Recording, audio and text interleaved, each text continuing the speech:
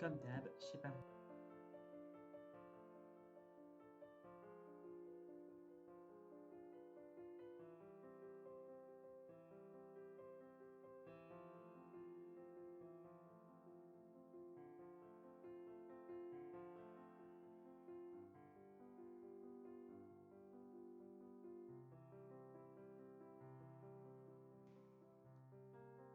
Voilà. Test. Test normalement, ce qui est pas.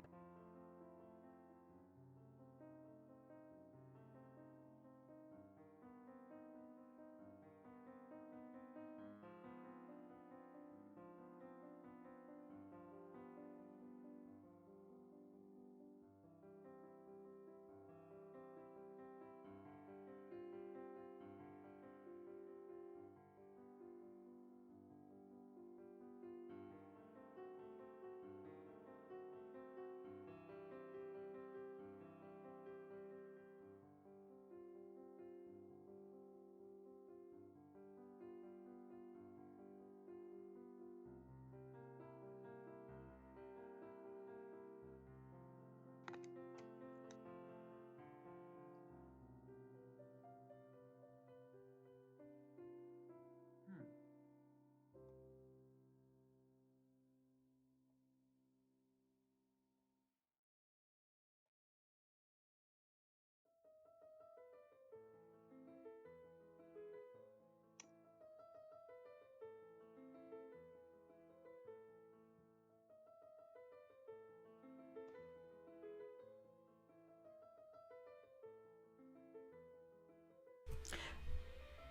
Là, ça va mieux?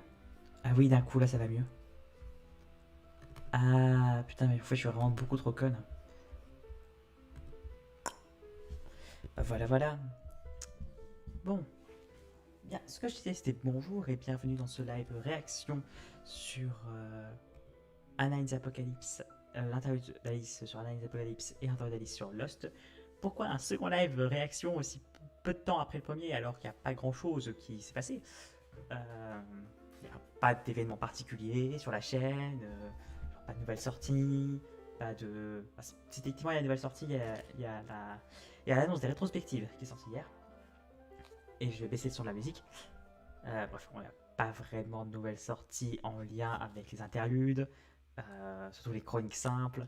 Il n'y a pas d'anniversaire, il n'y a même pas de lien. Pourquoi? Eh bien, juste parce que sinon, j'aurais pas 4 vidéos pour le mois d'octobre. Bref, voilà. Donc, pour tenir les 4 vidéos du mois d'octobre, il me fallait, vu qu'on est le 30, il me fallait un second live. Et second live. Voilà. Et du coup, on va réagir juste aux interviews de la liste numéro 3 et 4. Donc, deux teasers. Je vais faire une pause entre les deux pour aller chercher à manger. Et c'est tout. Allez, on commence tout de suite avec numéro 1, les interviews de la liste Shaun of the Dead en mieux. Donc, celui-là, c'était parce que je l'ai découvert dans les Apocalypse quelques semaines ou mois auparavant. Et j'ai adoré. Voilà, c'est un de mes films préférés, c'est un des films sur lesquels je fais une plus grosse hyperfixation. Ça a été mon costume d'Halloween l'année dernière. Voilà. Voilà, voilà. J'ai acheté sucre d'or rien que pour faire ce costume. Euh, on peut commencer.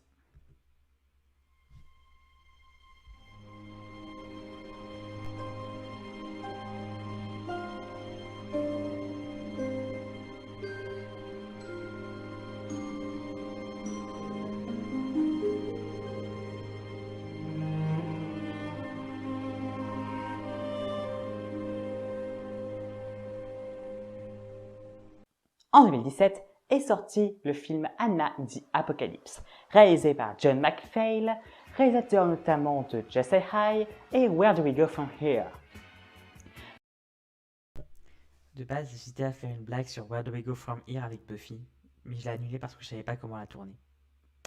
Par contre, ce qu'on peut faire, c'est qu'on peut regarder le décor. Alors, ce décor-là, je l'ai dû le refaire en photo sur Insta, parce que sur Insta, il y a l'intégralité des photos de mes décors. Si vous voulez, il y a aussi il y a les trois premiers costumes. Enfin, les trois premières parties costumes que j'ai faites. Donc pour Artemis Foil, pour Artemis Foil, Tic et Tac et Anna's Prime, justement. Voilà. Donc, non, c'est Tic et Tac. Hop là. Donc là, on a Walking Dead, parce que zombie. Là-bas, il y a un harmonica ici qui se voit un peu mal à cause de la barre de chargement, un tambourin et un. C'est un instrument africain. Je l'ai eu en Égypte, je sais pas comment il s'appelle. Voilà. Donc pour rappeler la musique, c'est le cas aussi ici où il y a un tambourin, une flûte verte qui est cachée ici et un micro qu'on voit à peine. Derrière, on a les deux entraînements cérébral du professeur Karasuma. Non, c'est pas Karasuma, je sais plus. Bref, il y en a un ici et un là, parce que c'est un truc pour faire travailler ton cerveau. Et les zombies, ils aiment bien manger les cerveaux. Voilà, voilà. Donc là aussi, on a un autre entraînement cérébral pour la même idée, qui est caché derrière moi. Caché derrière moi, il y a aussi le jeu Call of Cthulhu, pour rappeler le côté Halloween. Et là, c'est Wii Music. Voilà, voilà. Parce que musique. Toujours sur la musique, on a ici le Shabada. De l'autre côté derrière moi, il y a Kingdom Hearts Melody of Memories. Entre deux, il y a deux serres du Père Noël parce que ben, c'est Noël. Voilà, donc Noël. Voilà, voilà. Ici, mon coffret trilogie World of End, Hot Fuzz, Shaun of the Dead, qui, parce que je sais pas lire, j'ai acheté le coffret allemand qu'on peut voir avec le petit 16 bleu comme ça qui est typique de l'Allemagne. Heureusement, il y a la VO dessus, hein, mais c'est très chiant quand même. Avec deux figurines de squelettes de Skylanders, toujours pour le côté Halloween est mort. Au-dessus, ici, on a un petit zombie Noël en Lego. Ici, c'est un piano, toujours pour la musique. Et là, le coffret Alien Apocalypse que j'ai là aussi acheté c'est le gros coffret bourré que j'ai acheté parce que bah, je suis fan du film. Derrière moi, donc quelques films. Donc celui que j'en cache deux ici. Je cache Pirates des Caraïbes en référence au squelette, du coup au mort-vivant. Et La Belle et la Bête 2, un Noël enchanté en référence à Noël. Donc Un Monstre Paris parce que c'est une comédie musicale. Noël Magie de Mickey la Magie de Noël pour Noël. Et Les Noces funèbres pour les morts-vivants. Et ensuite, une grosse collection. Salut, salut. D'accord, Fire. Bah, le décor change à chaque fois, hein. Bon, ici non, mais sinon, à chaque vidéo, le décor change. Euh, Bon, et là, c'est difficile, notamment à cause du filtre et du fait que ça se fond en papier peint. Mais là, on a des squelettes Lego, plein de squelettes Lego. Là, c'est un petit zombie de Minecraft. Là, c'est un zombie tout court. Là, c'est le fantôme dans Lego Movie. Et là-bas, c'est des trucs pour Noël, à savoir Noël. Alors, Dark Vador, ça c'est Chewie en Noël, Dark Vador en Noël. Là, on a BB-8 en Noël. Là, c'est Boba Fett en Noël. Là, c'est un robot à la R2D2 en Noël. Et là, c'est un Stormtrooper en Noël. Est-ce que je vous ai dit que j'avais beaucoup de calendriers Lego Noël Star Wars? Bah maintenant, vous le savez.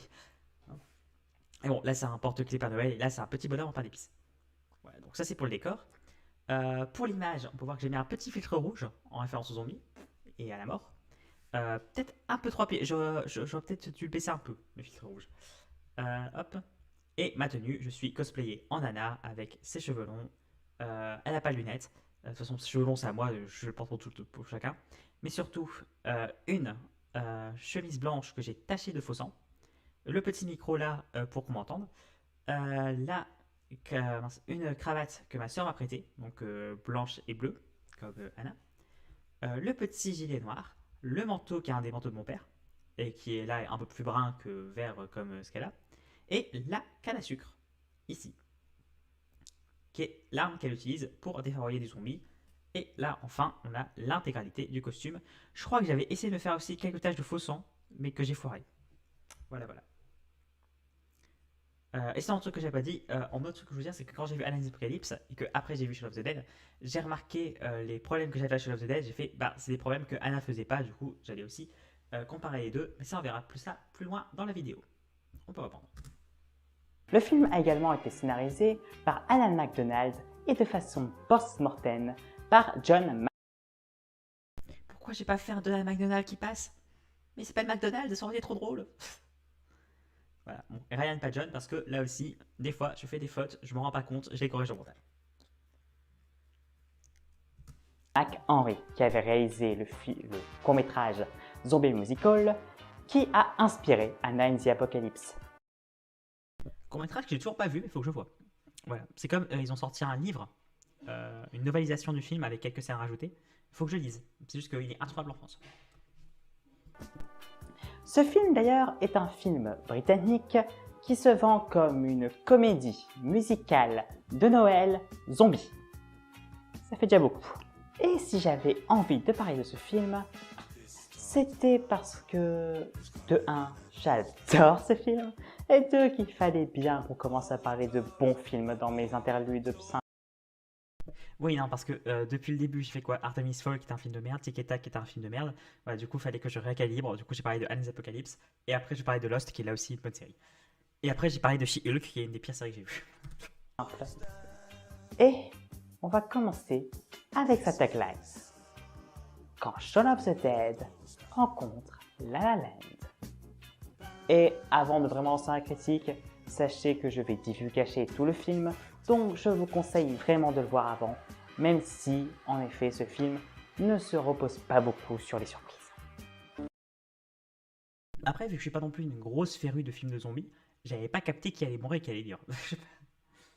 Donc bon, il y a quand même ces surprises-là. Et du coup, ben, vu que la vidéo spoil, je vais évidemment spoiler dans ce live aussi. Voilà, voilà.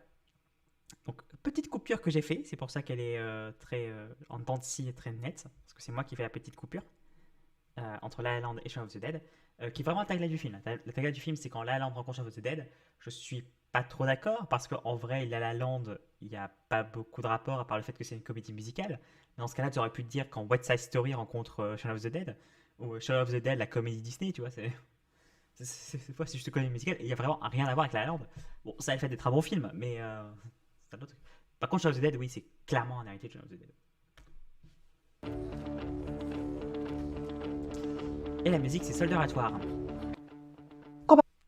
Soldier at War, dont j'ai fait une cover française, qui est Soldat en guerre. Voilà, voilà. Et d'ailleurs, la première musique, c'est aussi une musique du film. Hein. L'intégralité de la BO, c'est la BO du film qui passe en fond. 90%, j'ai essayé d'avoir les instrumentaux. Voilà, voilà. Et pourquoi Soldat en guerre? Parce que j'avais aucune idée de quoi mettre comme musique à ce titre ici. Du coup, j'ai fait pourquoi pas celle-là. Voilà. Comparer ce film à Shaun of the Dead est très pertinent. Le comparer à La La Land l'est beaucoup moins. En effet, comme dans Shaun of the Dead, le film a compris comment gérer sa comédie et sa mise en scène. Et même, au complet, ce film est juste une version améliorée de Shaun of the Dead. Déjà, pour toutes ces comédies, en plus d'être vraiment très drôles, à part peut-être une ou deux blagues qui sont moyennes, il y a aussi cette volonté de ne pas avoir de blagues qui viennent briser les moments. Ouais, parce que bon, ça reste une comédie, il peut pas avoir, bon, à chaque fois, il y a quelques blagues qui sont un peu soupirantes dans Analyse Apocalypse. Je sais pas, il y a une blague pipi que je trouve pas terrible notamment. Euh, voilà, je crois qu'il y a une autre blague avant qui est pas terrible aussi. Et pareil, Shaun of the Dead, il y a beaucoup de trucs très drôles dans Shaun of the Dead au fait des World Ends, mais surtout dans Shaun of the Dead, il y a des blagues qui sont juste nulles. Voilà, on va pas se mentir. Même si sont tous les trois très bien, c'est des très bonnes comédies. Hein. Mais bon, tu peux pas avoir bon à tous les coups. D'émotion. Car, comme tout film bon l'ont compris, chose qui n'est pas très le cas dans beaucoup de films récents. En vrai, je dis ça, mais surtout parce que je vois pas beaucoup de films. Je vois pas les bons films récents, surtout. Je crois que c'est ça. Chose qui n'est pas très le cas dans beaucoup de films. Voilà, parce que bon. Suicide Squad, en plus, Suicide Squad, c'est plus si récent que ça, Alice. Déconne pas. Mais oui, l'humour empiète trop. La Reine des Neiges 2, l'humour empiète trop. Lightyear aussi, c'est un problème que tous les Disney. Avalonia, l'a pas trop. Mais La Reine des Neiges 2 là, Encanto là, Lightyear là, parce que c'est aussi sur Pixar, Alerte Rouge là. C'est le fait que l'humour prenne un trop gros pas sur une histoire très très sérieuse et détruisant ainsi les enjeux. Et Red Notice, c'est juste un film à la con. De toute façon, qui se souvient encore de Red Notice? Vraiment, qui s'en souvient? C'était un film qui se vendait que sur ces trois acteurs. L'un qui est le pire homme sandwich du monde, l'autre qui est une pro-génocide, et le dernier qui est Ryan Reynolds.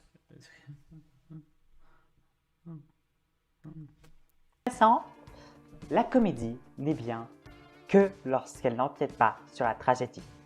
Comparé Oui, donc si tu veux vraiment faire un truc totalement comique, fais un truc totalement comique, mais pas de moment de stratégie. Voilà, c'est genre, il n'y a rien de tragique dans C'était de la peur, c'est pour ça que c'est drôle. Enfin, c'est pour ça qu'elle peut se permettre d'être tout le temps drôle, parce qu'il n'y a rien de tragique, du coup, t'as rien que tu peux gâcher par ton humour. Surtout en plus quand ton humour est pas terrible, coucou la cire. à un Marvel, Analyse Apocalypse l'a compris. De plus, niveau mise en scène, le film n'oublie pas de jouer avec son arrière-plan. Pareil, je crache sur Marvel niveau humour, un humour trop présent parce que c'est le cas et c'est un des trucs les plus communs à critiquer sur Marvel. Mais en vrai, au début, ils savaient très bien gérer ça.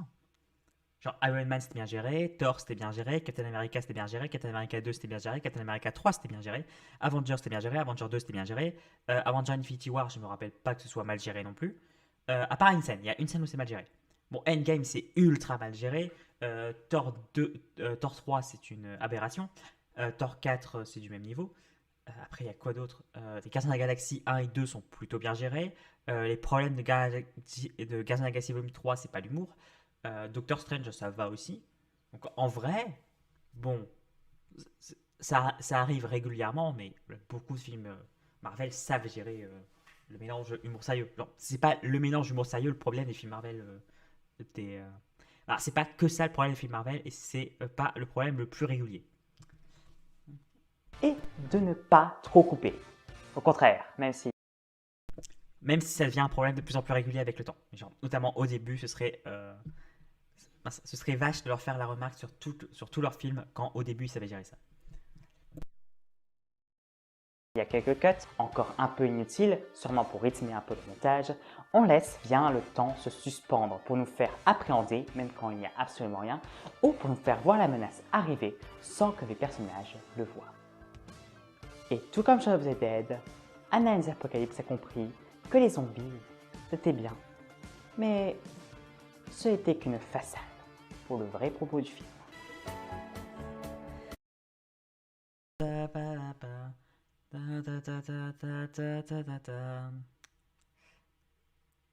Ah, ça, c'est la première ou seconde chanson du film. C'est la chanson sur laquelle elle dit qu'elle veut partir loin. Breakaway, c'est Breakaway. Breakaway. Qui est très bien et qui là aussi c'est pour c'est la chanson ça accompagne pas cette scène parce que cette scène c'est une des chansons coupées du film. Voilà, mais qui accompagne le début du film, donc la partie sans zombies.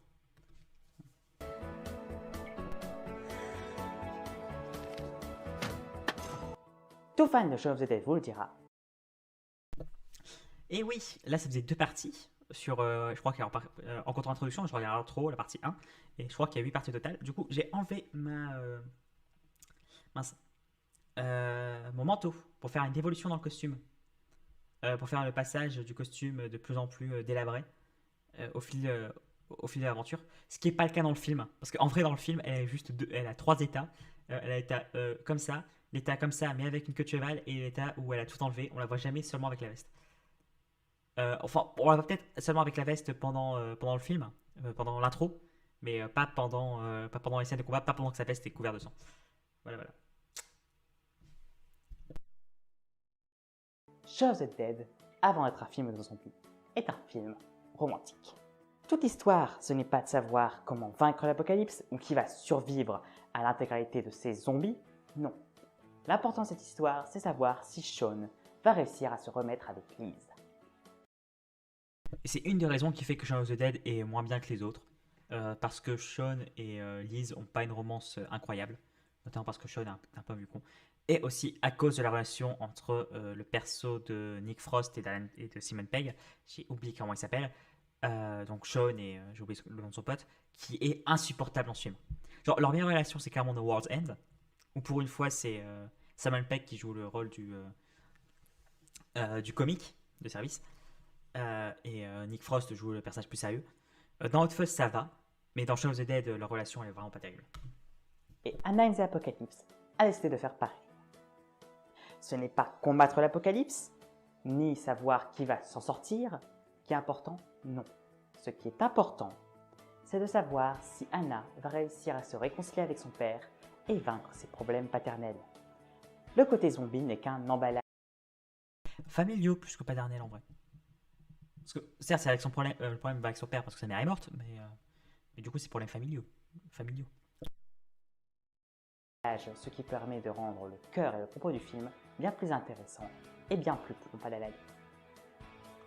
Et d'ailleurs, ce côté zombie qui est un emballage nous permet d'arriver au troisième point de la vidéo. Car, tout comme Shaun of the Dead, si ça va être une comédie, c'est surtout un film de zombies. No such thing as a Hollywood ending. Ça, c'est la chanson la plus populaire du film, la plus connue. Elle arrive au milieu et c'est la I Want Song de tout le monde. En tout cas, c'est la chanson qui dit leur destin. Voilà. Donc, la partie sur les zombies maintenant.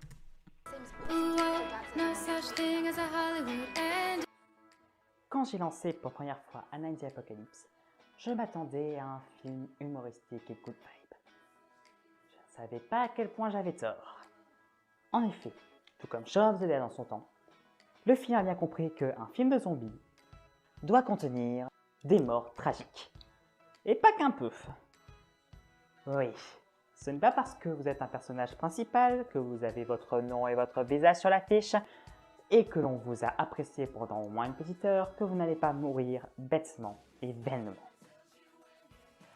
Le pire en ce cas-là est la mort de John. Oui, je m'y attendais tellement pas. J'avais tellement de peine.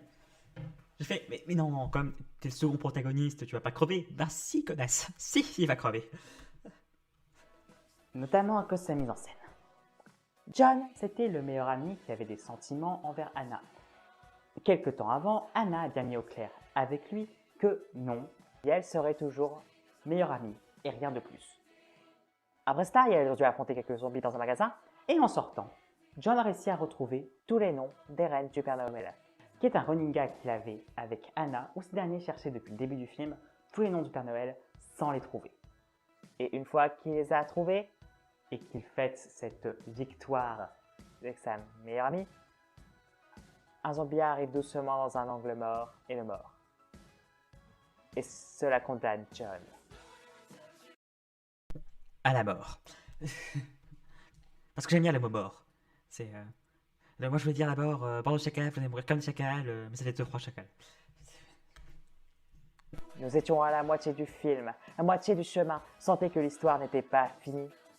Mais présenté comme le deuxième personnage principal du film. Et il meurt. Bêtement. Sans rien pour le sauver. Et sous les pleurs et les cris d'Anna, qui rentre dans une rage immense, détruisant tous les zombies sur son passage. Et Là, je suis en train de me dire que la musique colle absolument pas avec ce que je suis en train de dire. Déjà que je suis mal mixé et que du coup j'aurais dû augmenter un peu plus le son de cette partie-là. Mais en plus, la musique elle colle vraiment pas à l'ambiance. Hein. ce n'est que la première mort marquante du film.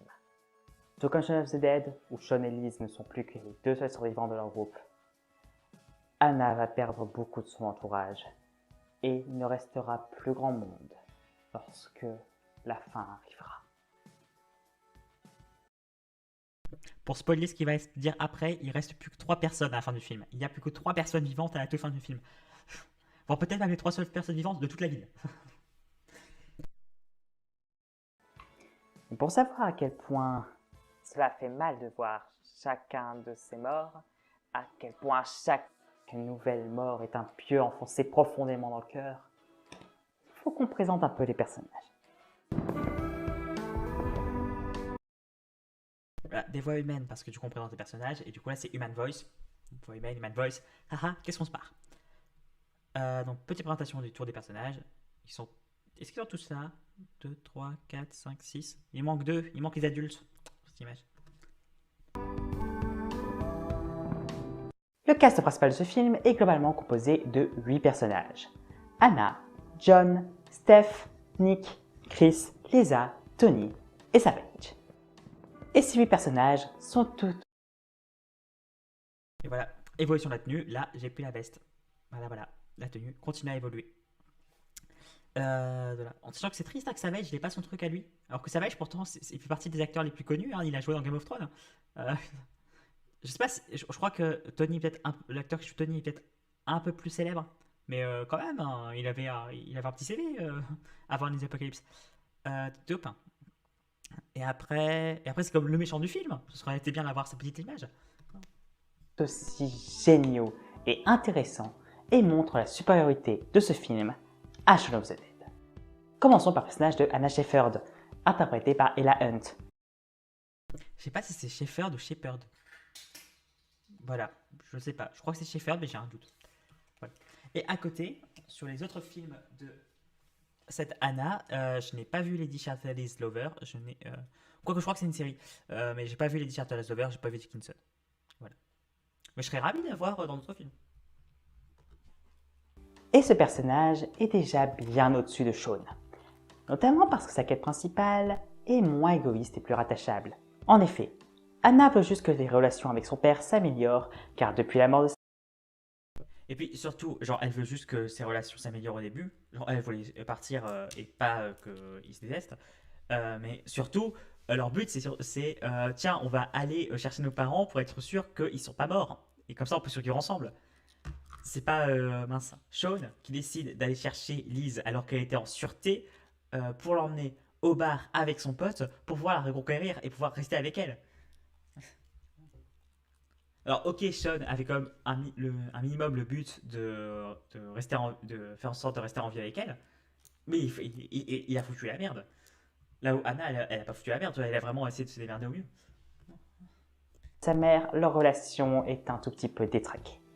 Là où Sean veut, dans un plan totalement inutile car elle n'avait pas besoin d'aide et ça a même plus causé du danger qu'autre chose, reséduire sa copine et l'emmener au bar qu'elle déteste parce que c'est le bar où il passe tout son temps avec son meilleur pote. Bref, il y a un côté qui est plus rattachable que de l'autre.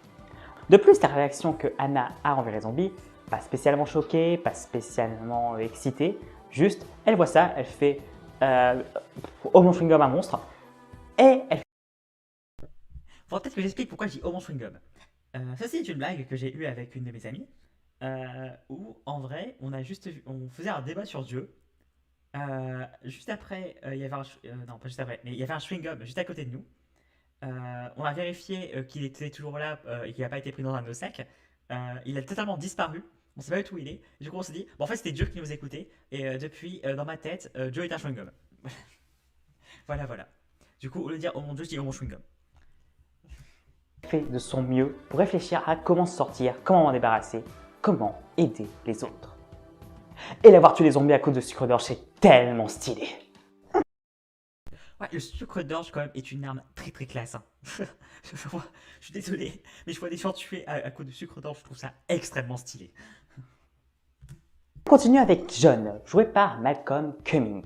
Et là aussi, stylé. On continue avec John, joué par Malcolm. Alors, Malcolm Cumming, que je connaissais pas avant le film non plus. Tudor Downs, je n'ai pas vu. Et elle m'intéresse pas comme ça. Spaceships, je l'ai pas vu non plus. Voilà, toujours pas. Cumming. Et là aussi, il est bien meilleur que sa contrepartie. En effet, John est attachant. Par son côté geek et un peu peureux, ce qui est tout à fait normal devant des zombies. Aussi par sa relation avec Anna. Ce dernier est très amoureux. Voilà, ça c'est un nice guy comme les nice guys pensent qu'elle est. C'est que c'est quelqu'un de vraiment sympa, qui est sympa avec la fille dont il est amoureux parce que c'est sa pote, qui, bien qu'on lui dise ça va jamais aller plus loin entre nous, fait c'est pas grave, tu restes ma pote. Je continue à être sympa, sans attendre quelque chose en retour. Genre, il en est triste.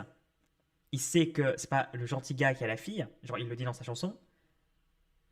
Mais c'est pas ça qui va faire en sorte qu'il va se plaindre de Anna. Genre, c'est juste dommage. Il trouve ça dommage, mais c'est pas grave. Voilà, ça c'est quelqu'un de sympa. Soyez plus comme lui. d'elle.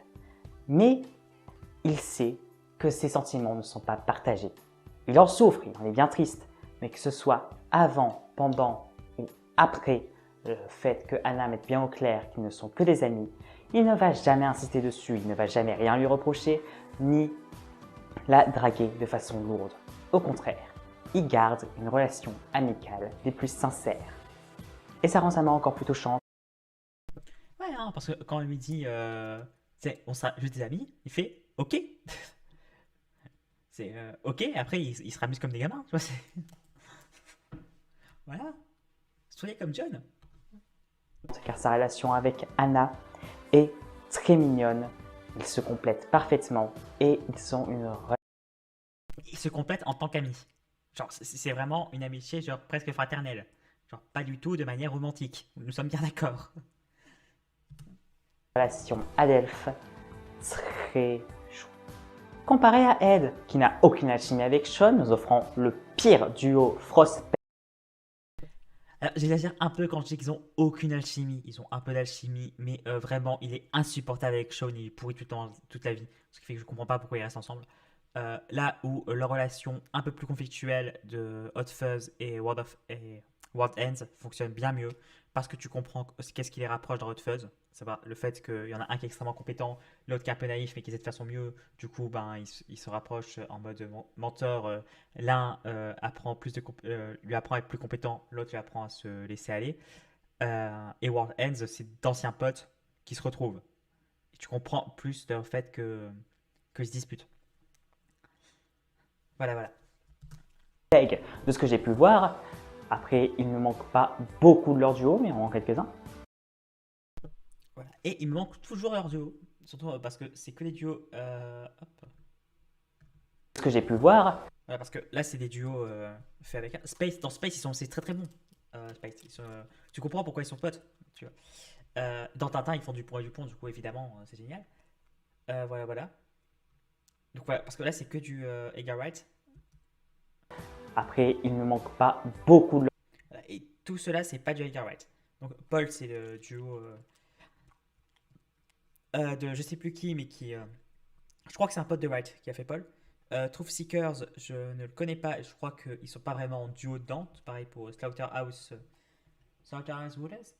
Est-ce que ça a un rapport avec la série Just Slaughterhouse? Ah, peut-être.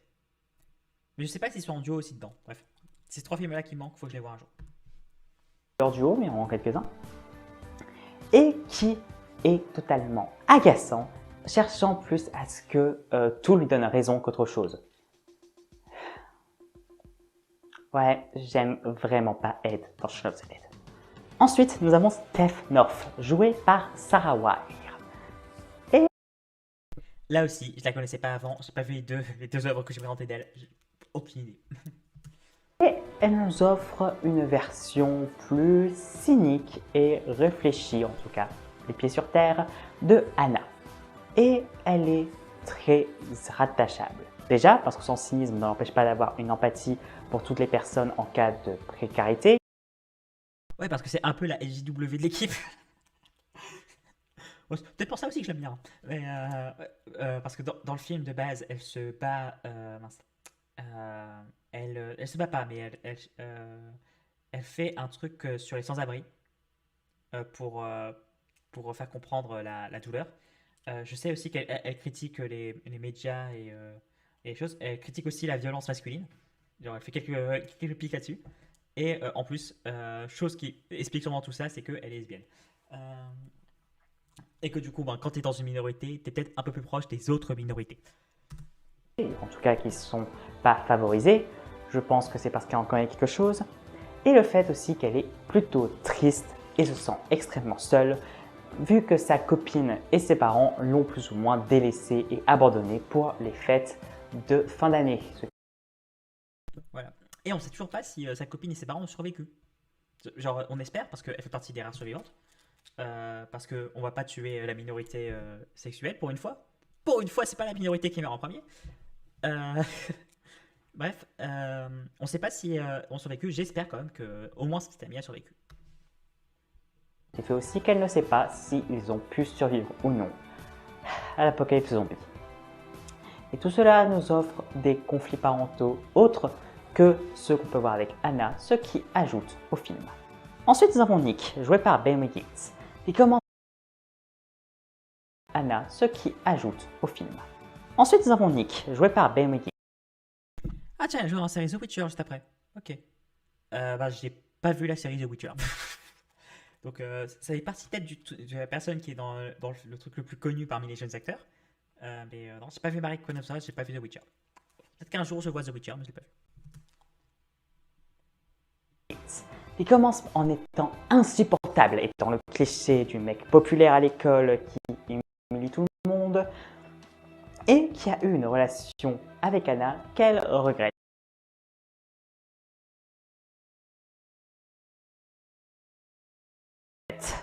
Quand on le revoit, il est avec ses potes et ils sont devenus une sorte de groupe de mal alpha qui adorent détruire du zombie pour montrer leur puissance et leur virilité.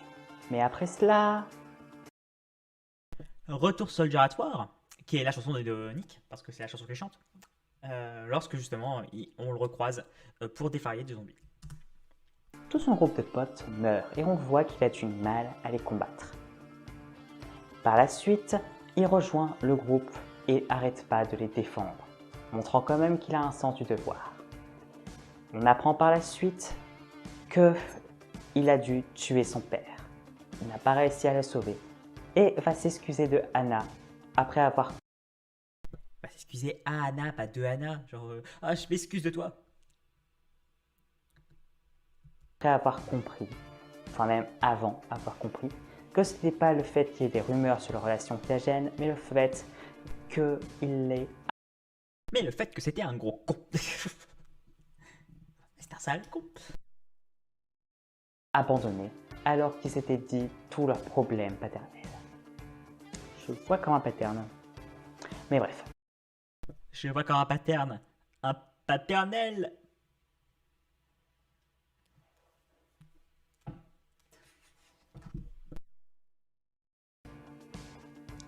Et ensuite, on le voit sacrifier sa vie, ou en tout cas mettre en danger sa vie parce qu'il ne meurt pas, pour Et ouais, Nick fait partie des rares survivants. C'est étonnant. que Anna puisse sauver son père et régler les problèmes qu'elle a avec lui, chose qu'il n'a pas pu faire, que ce soit régler ses problèmes avant de devoir le tuer ou le sauver. Ce qui n'est pas le cas de David dans Shaun of the Dead. Ensuite, nous avons Chris Wise, interprété par Christophe.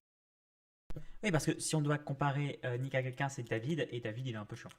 Genre ça va, c'est pas le pire. Je trouve que sa copine est très très fun par contre. Sa copine est très drôle, mais David est pas terrible. 1066, Yerto Conquer and Clown, je l'ai pas vu. Sword Gentleman, je l'ai pas vu, je connais aucun des deux. Levaux. Et c'est un personnage Chris Wise, interprété par Christophe Levaux. Et c'est un personnage qui est premièrement le petit ami de Lisa, on reviendra plus tard sur ce personnage, et aussi le Jack et William Dalton du groupe. Alors, je sais pas si je le dis après, mais Jack et William Dalton, c'est un concept qui a été théorisé par ces dessins animés que qu'on s'en souvienne, qui dit que dans un groupe, euh, tu as, pour pas que ça fasse une somme de personnalités multiples, à savoir juste tu as le caractériel, le patron, le chef, l'enfant, la superficielle, etc. Il faut quelqu'un de très neutre pour que ça fasse en sorte qu'il y a vraiment un groupe qui puisse donner la réplique sans forcément que ça se fasse que par leur stéréotype. Par exemple, si on prend mince, Scooby-Doo, t'as Fred qui est le chef fan de piège, t'as Vera l'analyste très intelligente, t'as Sammy le bon vivant, t'as Scooby-Doo qui est le chien et la force brute, et t'as Daphné qui a rien de spécifique sur elle, mais qui permet de donner un lien à tout le monde. Voilà, voilà. Et du coup, pour cela, ils prennent Jack et William Dalton, qui fait que tu as le Béné, qui est Avril Dalton, tu as le caractériel chef Joe Dalton, et du coup, pour pas que ça soit juste Joe et Avril, donc le duo Joe Avril, tu as Jack et William qui permet de créer un groupe en faisant c'est les Dalton, c'est pas Joe et Avril. Voilà, voilà. Donc Nick est un peu comme ça, il est un peu en retrait, il a rien de particulier comparé à Anna, John, Nick, Steph. Parce que Steph c'est la cynique, Anna c'est la chef d'équipe, Nick c'est le bourrin, John c'est le bon vivant qui finit par crever vite, Lisa c'est la joie de vivre. Il n'y a pas grand chose sur. Hop, sur Dance Panic. Ah merde, j'ai oublié son nom. Ah, bref, il n'y a pas grand chose sur lui. Chris, il n'y a pas grand chose sur Chris. En effet, il permet d'avoir un côté liant à tous les Et derrière, c'est la musique de Lisa. personnages, en plus d'apporter une chouette dynamique humoristique avec le décalage entre ses réactions et ce qui se passe, et aussi d'avoir un couple très mignon avec Lisa. Pour savoir pourquoi il donne du lien au personnage, son côté geek et humoristique lui permet d'avoir une bonne relation avec John. Ce dernier a une relation un peu spéciale avec Steph, vu que c'est ensemble qu'ils ont décidé de partir filmer un groupe de sans-abri. Voilà, c'est aussi un autre truc qui permet en fait, Chris permet de donner un lien à tout le monde. Parce que certes, ils se connaissent tous, ils sont tous plus ou moins le même groupe de potes, Mais Chris, c'est celui qui a genre les relations les plus amicalement neutres avec tout le monde, ce qui permet de faire en sorte que on dirait vraiment que ce soit un groupe de potes malgré les distanciations. Parce que par exemple, mince, il n'y a pas grand chose avec Nick, mais c'est peut-être le plus positif envers Nick. Parce que Steph le traite mal, de façon totalement cynique et désabusée. John le jalouse. Et Anna a des problèmes avec lui parce que c'est son ex. car ils sont dans le même groupe d'art, et que c'est ainsi qu'ils se sont retrouvés ensemble au début de l'Apocalypse. Il est évidemment le petit ami de Lisa, la meilleure amie de Anna, ce qui fait aussi qu'ils ont une relation de petit ami, meilleur ami avec Lisa. Et il n'arrête pas de filmer Nick, sous la demande de Steph, qui veut avoir des images de la bestialité humaine. Et Nick et son groupe Alors, la bestialité humaine et la violence patriarcale. Attention, j'ai oublié de mentionner la violence patriarcale, c'est très important. sont parfaits pour ça lorsqu'ils défroient du zombie. De plus, vu qu'il a sa grand-mère Elisa à retrouver à l'école, cela nous permet d'avoir un peu plus d'enjeux sur le fait de retourner à l'école retrouver ces personnes, car ce n'est pas que la quête d'Anna qui y va pour sauver son père. La mère de John ne compte pas, elle a été coupée de la version cinéma. Ensuite, maintenant qu'on a parlé de Chris, parlons. Oui, parce que c'est un truc qu'on voit pas trop en version cinéma, on la voit beaucoup plus dans la version festival, donc qui est plus ou moins la version longue. Mais au lycée où Anna va chercher sa mère, il y a aussi, bon, la grand-mère de Nick, ça on le voit aussi. Enfin, on voit qu'il y a le père d'Anna, la grand-mère de Panique de Chris, que le père de Nick, lui, il est mort, tout le monde s'en fout. Et il y a la mère de John, sauf que tout le monde s'en fout de la mère de John. Parce que vraiment, elle a été. Les scènes où elle apparaît ont été, de manière importante, ont été virées de la version cinéma et que dans la version festival. C'est dommage parce que ça rajoute plus d'enjeux. Voilà, voilà. De sa petite amie, Lisa, interprétée par Meryl Liu. On a parlé de Chris, parlons de sa petite amie, Lisa, interprétée par Meryl Liu. C'est Marlissiou. Vraiment, tu n'as absolument rien bien prononcé, Alice. Rien. Je suis désolé, madame Marlissiou. Marlissiou, désolé. Bref. Surtout que je l'ai vu dans X Rider, elle est géniale dans X Rider aussi. Et j'ai pas vu Run. Voilà. Mais X Rider, c'est une très bonne série, j'en parlerai un jour. Bon, peut-être soit en mini-interlude, soit en rétrospective, mais je parlerai un jour dans X Rider. C'est sûr. Et si Chris permet d'avoir un lien dans le groupe de survivants, Surtout qu'en plus, genre le film, j'ai déjà prévu d'en parler dans un épisode du projet sorti. Les livres, c'était prévu à l'époque, ça l'est plus. Mais du coup, je vais peut-être aussi parler des livres parce que les livres sont très intéressants aussi. Et du coup, j'ai sûrement parlé de la série avec, qui est la seule bonne adaptation de la série pour l'instant. Lisa, elle permet de rajouter de la tension dans le groupe des gens de l'école. Ce qui fait qu'on continue d'avoir peur pour cette équipe, alors qu'on a tendance plus à suivre l'autre groupe qui eux sont au milieu des zombies, là où Lisa et les autres personnes enfermées dans l'école sont entourées de 4 murs qui sont censés les protéger. Et en parlant donc de ces 4 murs censés les protéger, il est temps qu'on parle des adultes, dont Tony Shepherd, qui permet de Voilà, là, j'ai même pas cité qui était joué par Mark Benton parce que je suis vraiment trop nul. protéger. Et en parlant donc de ces 4 murs censés les protéger, il est temps qu'on parle des adultes, dont Tony Shepherd. Oh oui, c'est génial! Ah! Voilà, c'est parce que j'ai dit Shepherd au lieu de Shepherd. Voilà, du coup, j'ai mis un petit Ferb qui saute. Il était trop bien, le petit Ferb qui saute. Je l'avais pas capté. Bref. Voilà, et du coup, là, j'ai même pas dit qu'il était joué par, Qui permet de voilà, par Mark Benton. Dans Second Coming et Early Door Série 12, je n'ai vu aucun faire des deux choses dans les liaisons personnages. Numéro 1, avoir la relation paternelle compliquée entre une Anna qui veut partir et découvrir le monde et son père qui la surprotège un peu trop depuis la mort de sa mère. Mais aussi d'avoir une sorte de leader de la résistance, car avec son côté solidaire, il représente le groupe de survivants qui veulent se serrer les coudes pour survivre dans l'école, offrant une confrontation. Voilà, groupe de solidaires dont Lisa fait aussi partie. Parce que Lisa, c'est un peu le cœur de cette équipe.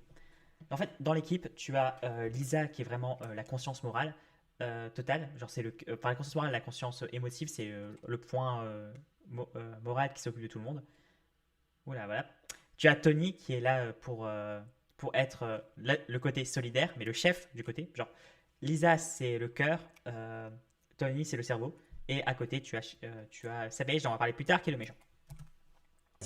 Palpitante, mais surtout psychologique, hein, vous n'attendez pas à des combats de Kamehameha. Surtout que, bon, dans un film comme ça, ce serait totalement con, des combats de Kamehameha. Et que, alors, il y en a un, il est sous-directeur du lycée, l'autre, c'est quoi, c'est le concierge.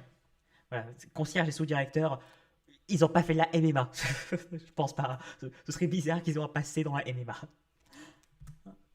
Avec le grand méchant du film. Et tout cela nous donne un panel de personnages unis, réussis et attachants. D'ailleurs, en voyant l'histoire, comment elle se déroule et les personnages, on se remarque que malgré le fait que ça reste une comédie, parce que tu peux faire tu peux faire une comédie musicale zombie en étant totalement sérieux, c'est plus sérieux que Shaun of the Dead quand même. Les morts sont traités plus sérieusement, l'histoire est traitée plus sérieusement, les enjeux sont plus sérieux, les personnages sont moins horripilants pour l'humour. Voilà. C'est peut-être aussi pour ça qu'Apocalypse c'est Shaun of the Dead mieux, parce que c'est Shaun of the Dead qui prend plus au sérieux le fait que tu as des morts. Dont chaque mort est un coup de couteau dans le cœur. Mais si vous avez bien suivi, il manque encore un personnage dont je n'ai toujours pas parlé. Le meilleur personnage du film, et qui représente beaucoup. Ah, la musique de Savage qui commence, dont j'ai aussi fait une cover VF. C'est une des deux covers. Attends, j'ai fait deux covers VF dans Apocalypse, j'ai fait deux covers des connards. Pas des connards, des ordures. J'ai fait la chanson du mec qui se prend pour un dieu, et enfin pour un chef, un grand chef, et la chanson du méchant du film. J'ai fait aucune chanson sur les persos positifs. Il y a un temps, je voulais traduire Hollywood Ending, mais j'ai jamais trouvé le courage. Peut-être qu'un jour je le ferai. Voilà. Il est temps qu'on parle de Savage. Shut up, all you idiots, you little shits should... Savage ou l'autodestruction du dictateur, parce que Savage est très dictatorial. On va pas se mentir, pour lui c'est l'autorité. J'ai pas vu Ferris Bueller, mais comment a été créé le proviseur de Ferris Bueller, je crois que c'est la même veine. Listen to me. Arthur Savage, interprété par Paul Kaye, est le meilleur personnage. To me. Arthur Savage, interprété par Paul Voilà, The Stranger de Alan Coben, je ne l'ai pas vu, et en fait, il a joué un sauvageon dans Game of Thrones. Voilà. Que j'ai vu. Kaye est le meilleur personnage du film, notamment parce qu'il personnalise à lui tout seul l'intégralité de son antagonisme. Savage est un vice-directeur qui cherche à tout prix à obtenir le pouvoir du lycée qu'il présente comme étant son lycée. Et cette attitude et son côté un peu boomer fait qu'il n'est absolument pas apprécié par l'ensemble du personnel et des étudiants. Et cela se voit avec sa relation avec la moitié du casting. Pour commencer, il y a une forte inimitié avec Tony au début du film, chose que j'avais déjà un tout petit peu sous-entendu avant. Et surtout, une fois l'apocalypse arrivé, il y a une véritable confrontation entre les deux. Car d'un côté, Tony est solidaire, il veut que tout le monde se serre les coudes pour pouvoir survivre à cet apocalypse. Là où Savage est plus pour une dictature forte autour de sa personnalité et pour un individualisme qui fait primer les besoins des plus puissants. Et la meilleure scène entre eux deux a été coupée du montage. Voilà, faut regarder la version festival pour la voir. Regardez, la version festival est de toute façon totalement au-dessus de la version cinéma. Donc, la version cinéma est très cool, c'est comme ça que j'ai découvert, mais la version festival est tellement à milieu niveau qualité. Bon, elle n'est pas à milieu, mais il y a tellement plus de scènes qui rendent tout meilleur. La confrontation entre Tony et Savage est bien meilleure. Savage a des scènes plus longues aussi, qui montrent bien à quel point il est dangereux.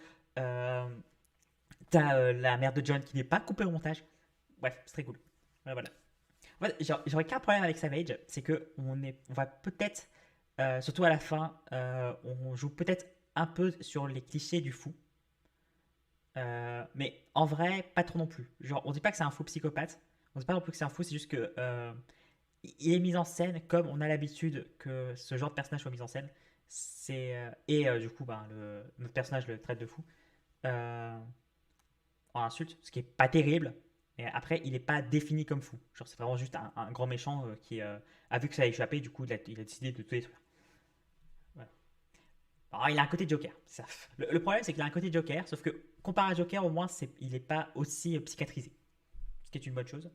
Même si, gna, ça peut renvoyer des trucs pas terribles non plus. Voilà, voilà.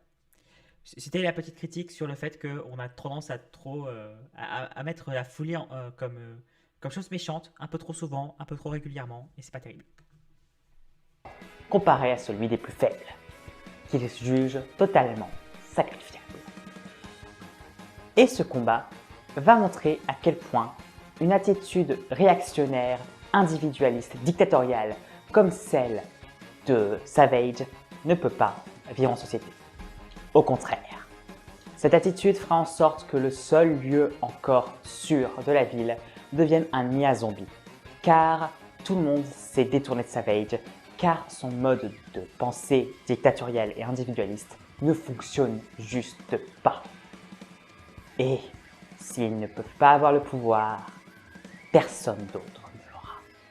Et c'est dans ce cas-là que Savage décide de détruire l'intégralité de cette zone qui était autrefois sûre, et même de tuer ses opposants. Ce qu'on peut voir avec la mère de John qui l'a tué. Oui, c'est pour ça que je pense qu'il n'y a plus aucun survivant dans la ville, c'est parce que Savage les a tous tués. Hein. Genre, il y avait un lieu de sûreté dans la ville, il l'a ouvert aux zombies. Je crois qu'il n'y a plus de survivants dans cette ville. Sans problème. Ce qui est aussi intéressant, c'est le fait que envers les élèves, il n'y a d'antagonisme qu'avec les filles. Et encore plus intéressant, Ouais, parce que Savage croise jamais Nick, il croise pas régulièrement John, il s'en fout un peu de Chris. Du coup, ouais, c'est vraiment qu'entre Anna, Lisa et Steph qu'il y a un problème. Savage est un homme blanc un peu vieux et en Je crois que ce que je voulais dire, c'est que c'était un gros boomer. bonne position sociale, là où ce n'est pas le cas de nos trois filles qui font partie de trois minorités différentes. Anna vient d'une famille monoparentale, Steph est lesbienne et Lisa est d'une ethnie minoritaire. Pour les trois personnages, il y a une confrontation différente envers leur mentalité et celle de Savage. Avec Lisa pour commencer, eh bien, il y a une confrontation entre le côté solidaire et individualiste de Lisa et Savage, mais aussi la relation de Lisa et son côté un peu charmeur, sulfureux et provoquant ne plaît absolument pas à la réaction de Savage. Côté réel de Savage, avec en fait, parce que Lisa fait une chanson de Noël, mais extrêmement remplie de sous-entendus. Genre, tu vois, elle est toute mignonne, toute innocente, tout ça, mais sa chanson est vraiment remplie de sous-entendus. T'as des mecs baraqués à torse nu qui arrivent pour danser. Ça fait extrêmement rire Tony. Voilà. Et du coup, par contre, le réac déteste quand même que une fille ait une sexualité libérée. Montrant une lutte entre des valeurs réactionnaires et conservatrices et des valeurs plus actuelles. Rien à voir avec le journal qu'il doit sûrement lire Savage et qui est plus un torchon qu'autre chose. Avec Steph, on voit aussi un autre point de distension. Là où Savage est plus sûr de l'individualisme, du capitalisme. La chanson, c'est le combat final entre Savage et Anna. C'était une autre chanson que je voulais mettre en cover VF, que j'ai pas fait. Et du fait aussi de rester seule autour de sa tour d'ivoire et d'avoir de plus en plus de pouvoir, Steph, elle, veut plus aider les autres et être plus dans quelque chose de social. Chose qui ne plaît pas à Savage, qui va même essayer de faire effacer l'article de Steph, car jugeant cela peu intéressant. Enfin, avec Anna, il y a une confrontation entre le fatalisme et la haine de Savage et l'amour des autres et l'espoir de Anna dans une confrontation qui est totalement jouissive et où Anna finit par se débarrasser de cette figure du passé, paternelle, etc., qui était parfaitement nocive. Montrant bien qu'on peut surpasser tout cela. Et aussi, ça lui permet de renouer avec une figure paternelle bien plus positive et dans une très belle ironie dramatique. Tony demanda à Anna de partir comme elle souhaitait au début, comprenant donc le besoin de sa fille de voir du monde, surtout pour survivre. là où Anna veut rester avec son père, comprenant pourquoi ce dernier la voulait auprès d'elle. Et si tout cela marche très bien, c'est pas que grâce au perso, mais aussi grâce aux chansons. Voilà, petit ref à Jean-Jacques Goldman, quand la musique est bonne. Et la musique derrière, c'est la chanson où elle se réveille et elle voit pas que le monde est en plein apocalypse. Voilà, très, très drôle comme chanson. Voilà. Et est-ce que vous voulez dire autre chose? Non, c'est la confrontation avec Savage, c'est juste génial. Voilà. Genre un très bon comédie musicale aussi. Voilà. Et il nous reste encore 7 minutes. Je sais pas si en vrai je vais faire Lost. Je vais peut-être juste faire Nan's Apocalypse. Parce qu'après, il faut que je mange et que j'aille faire des courses. Du coup, ça va être plus court que d'habitude, mais ouais, bon. Je crois que je vais juste faire Anna et on se fera Lost une autre fois. Comme dans n'importe quelle comédie musicale réussie, les chansons d'Anna and the Apocalypse, en plus d'être très bonnes, apportent toujours quelque chose à l'histoire. Car n'en déplaise aux trilogies Disney Channel, les chansons doivent bien raconter quelque chose. Et bientôt, je vais pouvoir rajouter Zombie parce qu'il faut que je vois Zombie 3 prochainement. J'ai commencé le film, faut que je monte le film, voilà. Mais Zombie aussi, hein, les chansons racontent rien. Chose en plus d'être jolie à l'oreille. Et c'est le cas des chansons écrites par Roddy Hart et Tommy Reilly, qui ont également écrit pour le reboot des Animaniacs. Ce qui explique pourquoi est-ce que leurs chansons sont si géniales, parce que toutes les chansons que j'ai écoutées d'Animaniacs sont très cool. Et voyons donc un peu dans l'ordre l'intégralité de cette BO. Oui, bon, du coup, là, je me baisse parce qu'il y a mon texte juste en dessous de moi. Et sinon, voilà, là, je me suis fait une petite queue de cheval, parce qu'à la fin du film, lors de la confrontation contre Savage, pour pas être gêné, elle se fait une queue de cheval. Voilà. Breakaway, la toute première chanson du film, est une I Want Song, un peu classique, mais bien réussie. Elle permet de bien développer les envies de chacun de nos personnages et les problèmes qu'ils peuvent avoir envers cette envie. On comprend bien l'envie de partir d'Anna, les valeurs et le sentiment d'abandon de Steph, et l'amour non réciproque que John a envers sa meilleure amie. Hollywood Ends. Voilà, autre truc, mais il y a les chansons derrière et qui changent à chaque fois que je parle d'une nouvelle chanson pour avoir la chanson correspondante. Voilà, petite info de plus. Elle, est juste un énorme setup pour tout ce qui va arriver dans le film. En effet, dans le couplet de John, ce dernier dit qu'il n'aura jamais une relation avec Anna. De façon amoureuse, pas amicale. Et ça se confirme, vu que John finira par mourir dans le film, l'empêchant d'avoir quelconque relation avec Anna. Surtout qu'il est mort quelques minutes après que Anna lui ait bien fait comprendre qu'entre eux, c'est mort et archi-mort et qu'il resterait éternellement son meilleur ami. Chose qui va pas louper. Celui de Chris et Lisa, où ils disent qu'ils vont être ensemble éternellement, va là aussi se passer, vu qu'ils vont mourir et devenir des zombies, tous les deux ensemble dans la même pièce. Et Anna finira par se battre seule, car ses amis auront soit une autre quête, soit seront morts. Et en effet, le film n'aura pas de fin heureuse. Something Will Never Change a été coupé du film, qu'importe la version, que ce soit celle cinéma comme celle festival, qui est la Director's Cut, une version longue. Et c'est un... Et voilà, et cette chanson aussi est très bien, mais là je la comprends, surtout qu'en plus elle répète un peu ce qu'on s'était... Elle approfondit, mais c'est quand même des choses qu'on sait déjà, donc c'est pas très grave de la virer. Comparé à Which Side Are You On, n'est-ce pas la version cinéma?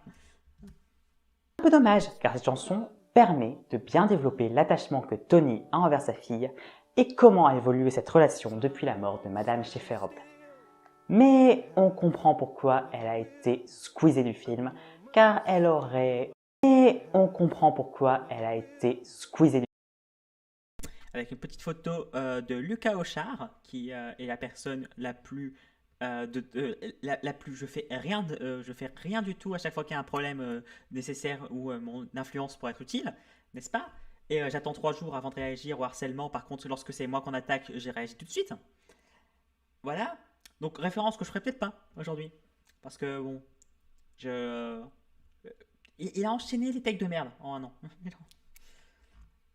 Bref, voilà. Mais voilà, Squeezie, juste la blague. Du film, car elle aurait fait perdre de l'énergie et du rythme au long métrage. The Fish Wrap, on aurait pu dire qu'elle ne compte pas parce que c'est juste une immense chanson blague, mais elle permet aussi de bien développer les différents points de vue entre Tony et Savage. Tony encourage les élèves en disant qu'ils ont quand même essayé, qu'ils font de leur mieux, là où Savage est totalement dans le mépris de ces derniers et a vraiment des mots sévères avec eux. Et cela montre bien leur division. Celui qui comprend, celui qui insulte, celui qui soutient, celui qui pue. Pour It's Time of the Year, Voilà, en sachant qu'en plus il y a une version longue de The Fresh Wipe, de The Fish Wrap dans le générique de fin. Voilà, c'est très drôle. on pourrait se dire que c'est plus ou moins la même chose que The Fish Rap, en savoir une chanson qui est là juste pour faire rire. Mais tout comme The Fish Rap, elle est plus intéressante que cela. En effet, cette chanson va nous présenter 1. Le côté séducteur et charmeur de Lisa, de façon naturelle et rigolote. 2. Son profond attachement envers Chris et la présentation de sa grand-mère de ce dernier. 3. Grand-mère de Chris qui est aussi très important parce qu'elle fait partie des gens de pourquoi est-ce qu'il faut aller... genre, il faut aller à l'école parce qu'il y a la mère de John, il y a la grand-mère de Chris, il y a Lisa et il y a le père d'Anna. Et il y a Savage, mais tout le monde s'en fout de Savage. À quel point le puritanisme de Savage peut se montrer dangereux, ce dernier le faisant bien ressentir dans cette chanson, allant même menacer de mort Lisa, bon, pas devant elle, juste devant Tony, mais quand même, et surtout, lui faire découvrir l'existence des zombies. Turning My Life Around est très drôle et offre le réel début de la Et on pourrait presque dire c'est parce qu'il a voulu tuer... il a voulu tuer Lisa parce que c'est un gros réac, qu'il va déclencher la fin du lycée qu'il espérait tant avoir en y faisant entrer les zombies. Voilà. On continue donc avec l'autre chanson très très drôle mais très fun. Apocalypse, avec Anna et John qui, sans se rendre compte de rien, assistent autour d'elles à la mort de l'intégralité de leur voisinage et à la destruction de leur ville, mais aussi montrent la grande complicité qu'il y a entre le duo d'amis, qui fait que l'on voit à quel point ils sont proches, attachés à l'autre, et qui nous donne vraiment envie qu'ils réussissent à s'en sortir ensemble. Chose qui ne sera pas le cas, et c'est pour cela que c'est important que l'on voit cette complicité. Which Side Are You On a, elle, été coupée de la version. Voilà, et cette chanson fait partie des meilleures du film. Du coup, c'est super triste qu'elle soit coupée. Genre, elle est géniale, Which Side Are You On. Ah, voilà. Écoutez-la, elle est géniale. Cinéma et a été gardée que dans la version Festival Director's Cut version longue. Et c'est dommage car la chanson, en plus d'être excellente, ne coupe pas le rythme du film et offre une confrontation bien forte entre Tony et Savage, montrant bien leurs deux points de vue et surtout l'affrontement qu'il y a entre la solidarité et l'individualisme, chose qui manque un peu si on enlève cette chanson au film. Et surtout, ça manque aussi de la relation Tony-Savage, qui est bien fort dans cette chanson et qui est donc moins forte si on la voit sans. Ensuite, on arrive à la chanson et qui est donc moins forte si on la voit sans. Rip la synchro, ouais. Je sais pas si j'ai eu un problème avec l'audio, si j'ai dû redoubler ou pas. Parce que j'ai l'impression que j'ai dû redoubler, mais je crois pas, hein, parce que sur celui-là, j'ai pas eu de problème avec mon... J'ai peut-être dû redoubler quelques passages, peut-être, mais de mémoire, j'avais pas eu de problème avec mon micro. Donc ça doit juste être un problème de... Bah, même pas, parce que c'était un problème de montage, je l'aurais monté. Ouais. Je sais pas, donc j'ai dû redoublé ce passage. Je me rappelais même plus. Ensuite, on arrive à la chanson la plus triste et sombre du film, Human Voice. Cette dernière montre, premièrement, l'avancée de l'apocalypse avec la ville qui se fait bombarder. 2. Rappelle les enjeux, à savoir retrouver les gens à l'école pour pouvoir s'assurer que tout va bien et surtout retrouver Tony et Lisa, ainsi que la grand-mère de Chris, qui y sont enfermés. Et la mère de John, si on pense à la version qui n'a pas été coupée. Et la mère de John, mais tout le monde s'en fout de la mère de John. Et en plus, ça permet de bien s'attacher aux personnages, car on voit toute leur détresse et on n'a pas envie que cela continue ainsi, surtout au vu de la première heure où ils étaient très attachants. Et enfin, ça permet de montrer le début de changement de ton du film. Lorsque l'on retrouve Nick, il faut le réinstaller comme le mec imbu de lui-même et extrêmement machiste qui détruit tout au combat. Et c'est à cela que sert Soldier at War.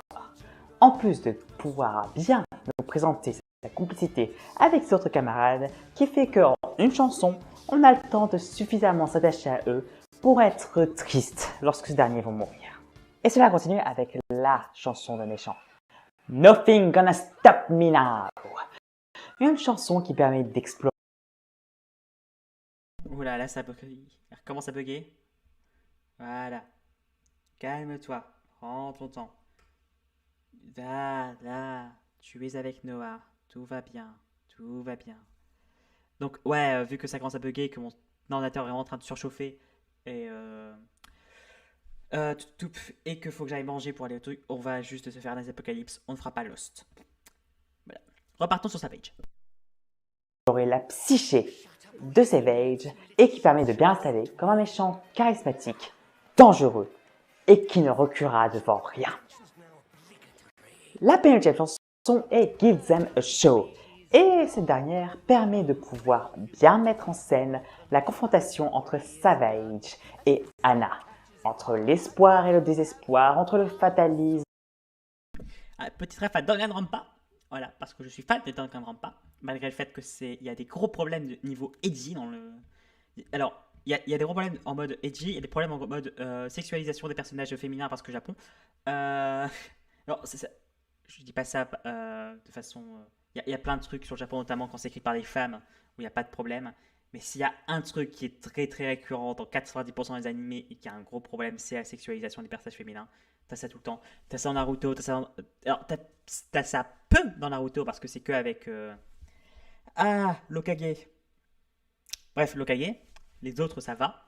Ils sont pas super sexualisés. Par contre, One Punch Man, c'est que ça, c'est horripilant. One Piece, il y a ça. Dans Dragon Ball, il y a ça. Dans Assassin's Classroom, il y a ça. Dans FMA, il y a presque pas ça, mais il y a quand même un peu vu qu'il y a Lost. Il y a Lost et il y a Psyché dans le premier animé. Voilà. Dans Demon Slayer, il y a ça. Attends, je suis en train de réfléchir. Dans Emacha, il y a ça. Ouais, il y a un gros problème d'hypersexualisation dans les persos féminins. Du coup, dans Danganronpa, il y a de l'hypersexualisation un peu chiante. Voilà. Dans. Mince. Comment ça s'appelle? Dans Fairy Tail, il y a ça aussi. Et l'envie de continuer entre l'individualisme. Dans SAO, il y a ça. Et là, on voit que j'ai fait un petit fondu parce que je me suis trompé dans l'essence. Voilà. Parce que j'ai fait là, puis j'ai fait là. Alors que c'était pas les mêmes endroits. Voilà. Du coup, bon, j'ai changé en petit fondu. Et on peut voir que j'ai fait beaucoup de fondu quand il y avait des gros jump cuts. Et sinon, c'est des petits jump cuts. Voilà. Je crois que c'est encore à l'époque où j'étais pas encore super à l'aise sur le fait de faire des gros jump cuts. Ou juste de refaire toute la prise. Bref. Voilà. Et la solidarité. Et tout termine avec I Will Believe, une chanson qui permet de faire le point sur tous les espoirs ainsi que l'intégralité des regrets des personnages après cet apocalypse. Et c'était la meilleure chanson pour pouvoir terminer ce film. Bon, mais pas du tout la meilleure chanson du film, hein, parce que Hollywood Ending, Which Side Are You On, Nothing Gonna Stop Me Now, Give Them a Show, et je crois que ceux-là, c'est les meilleurs. Je dirais que la meilleure, c'est peut-être c'est Give Them a Show, Nothing Gonna Stop Me Now, Which Side Are You On, Hollywood Ending, le top 4. Et après, je mettrai peut-être Soldier at War. Attends, je sais pas si je mettrais Soldier at War ou In your morning. What a day to live alone, what a day.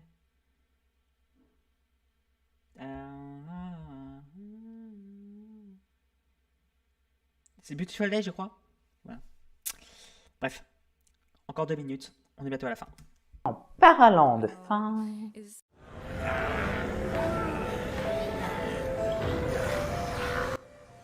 Donc, si vous avez décidé d'ignorer mon conseil et de vous divulgacher presque tout le film, car normalement j'ai pu laisser au moins quelques points de surprise, je vous conseille vraiment de voir ce film. Par sa mise en scène efficace, ses personnages extrêmement attachants, son histoire bien écrite, sa BO merveilleuse, son humour totalement efficace, ce film est un must à voir et à revoir. Et je suis bien contente que ce soit le tout premier film sur lequel je fais une critique positive. Enfin, si on ne compte pas les tribunaux. Et on verra si la prochaine fois, je décide de rester sur la voie du positif ou repartir sur celle du sel et des larmes. À la prochaine. Voilà, et c'est comme ça que termine la vidéo sur Anna in the Apocalypse. Comparé, donc, il n'y a que la vidéo Artemis Fowl où il y a une scène post-crédit pour l'instant. Peut-être que j'en ferai une plus tard, mais j'ai pas d'idée pour ça. Est-ce que j'ai un autre truc à dire? Non, bah Give Them a Show parce que ouais, Give Them a Show c'est vraiment la meilleure. C'est la une, sans contexte. Et je peux laisser défiler les crédits. And if it is my time to go, I'll give them one hell of a show. You're a silly wee girl. You're a madman. Tiens, j'ai mis Lucas Auchin et pas Squeezie. Voilà. Guess the truth can be hard to hear some. Et pour une fois, j'ai mis que le lecteur venait d'une fois venait de la série d'Albert Barrier. Voilà, Just Say Hi, Where Do We Go From Here, dans les musicals. You've been losing your mind and it's sad, man. No,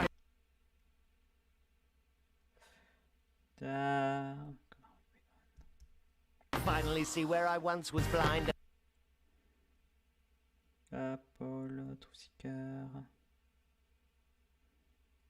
Ah, j'ai écrit Nick Frost et pas Nick Frost. Petite erreur. And I have never.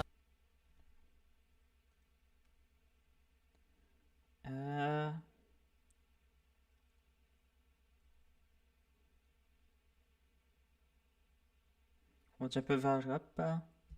Quitter le. Felt so much bliss. Game of Thrones. Voilà, c'est le torsion des fachos au lieu de valeur actuelle. Je trouve que c'est un très bon truc de comment le décrire. Je savais que j'avais fait une blague comme ça. Je crois que c'est tout. Hein. Ouais. Non, on va pas. Parce que bon, 27 minutes, je prends 1 heure. 23 minutes, je prendrai 1 heure aussi. Et j'ai faim. Donc, bon, désolé, ça fera un live plus court que d'habitude. Je pensais être un peu plus rapide. Voilà, mais je pensais qu'on aurait fini en 45 minutes et pas en 1 heure. Donc, on va se retrouver la prochaine fois. Je vais essayer de faire un live demain matin pour reprendre sur du 1984. On va essayer de finir 1984 pendant la semaine. Et sinon, pour la interview d'Alice sur Lost et sur She-Hulk, là aussi, cette fois-ci, je vais quand même tenter d'avoir un temps où j'aurai plus de temps pour faire les deux à la fois. On verra ça plus tard. Et pour pas que OBS meure trop longtemps, je vous dis au revoir et à la prochaine.